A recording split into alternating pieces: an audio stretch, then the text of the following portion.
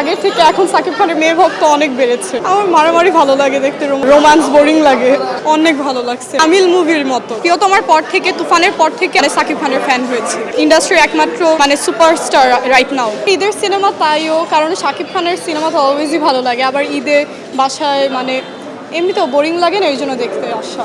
অনেক ভালো লাগছে, একদম তামিল মুভির মতো, বাংলাদেশি মুভির মতো না। সব মিলায় তো ভালোই লাগলো, একটু একটু তো থাকে, কিন্তু সব মিলিয়ে পারফেক্ট।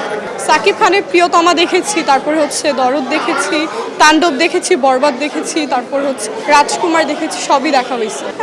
এগুলোর পর, প্রিয়তমার পর থেকে, তুফানের পর থেকে আসলে সাকিব খানের ফ্যান হয়েছে। এর আগে সিনেমা সাকিব খানের দেখা হতো, কিন্তু তখনও ভালোই লাগতো, কিন্তু প্রিয়তমা তারপর তুফানের পর থেকে একদম ফ্যান। এটা অবশ্যই ভালো লাগে, কারণ উনি যেহেতু আমাদের বাংলাদেশের ইন্ডাস্ট্রির একমাত্র সুপারস্টার রাইট নাও, তো অবশ্যই ভালো লাগে। তাদেরটা শুধু সাকিব খানেরই দেখা হয় আসলে, কারণ সাকিব খানকে ভালো লাগে। ওনারাও ভালো করছেন, কিন্তু বললাম না সাকিব খানকে ভালো লাগে। আমার মারামারি ভালো লাগে দেখতে, রোমান্স বোরিং লাগে। ওইটাও ভালোই লেগেছে, কিন্তু একটু কিছু অ্যাকশনও তো ছিল। রোমান্সের পার্টটা ভালো লাগে না, অ্যাকশনের পার্টটা ভালো লাগছে।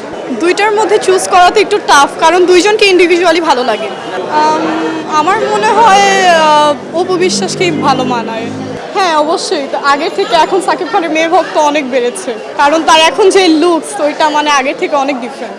তার এক ধরনের চেঞ্জ, গ্লো আপ এসেছে না, এর জন্য তার মেয়ে ফ্রেন্ড ফ্যানরা অনেক বেড়ে গিয়েছে। শুধু আমি ছবি তোলার ট্রাই করব। একটু লাগবে নার্ভাস, বলবো স্যার আপনার সাথে একটা ছবি তুলতে পারবো, এটাই।